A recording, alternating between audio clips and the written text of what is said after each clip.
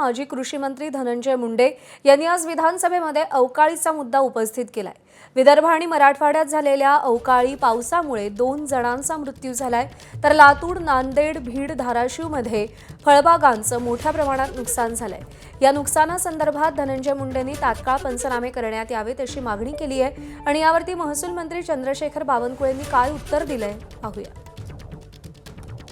सोमवारी झालेल्या वादळ, पाऊस आणि गारपिटीच्या नुकसानीच्या बाबतीत बोलले, पण ते बोलत असताना त्यांनी जे नावं घेतली त्या नावात काही जिल्ह्याची नावं त्यांच्याकडनं विसरली, म्हणून मी जास्त आग्रह करतोय।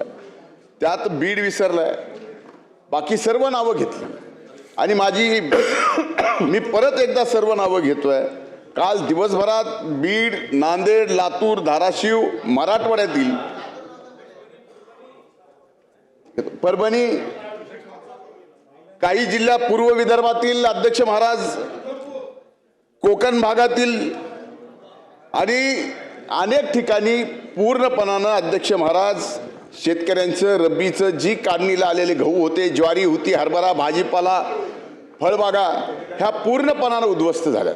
म्हणून माझी आपल्याला विनंती आहे, म्हणजे माझ्या मतदारसंघ बीडमध्ये तर माझ्या असेल, माजलगाव मतदारसंघात असेल, केज मतदारसंघात असेल, फार मोठं नुकसान झालं।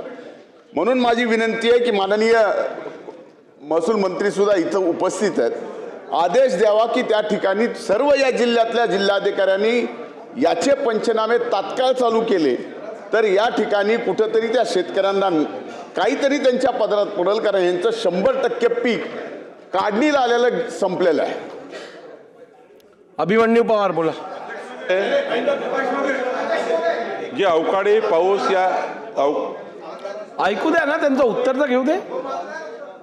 या राज्यामध्ये जो अवकाळी पाऊस सुरू झाला आहे आणि काल विदर्भ, मराठवाडा आणि काही भागामध्ये नुकसानी झालं आहे अवकाळी पावसामुळे, अध्यक्ष महोदय याचे सर्वेक्षणाचे आदेश माननीय मुख्यमंत्री चर्चा करून देण्यात येईल। एबीपी माझा, उघडा डोळे बघा नीट।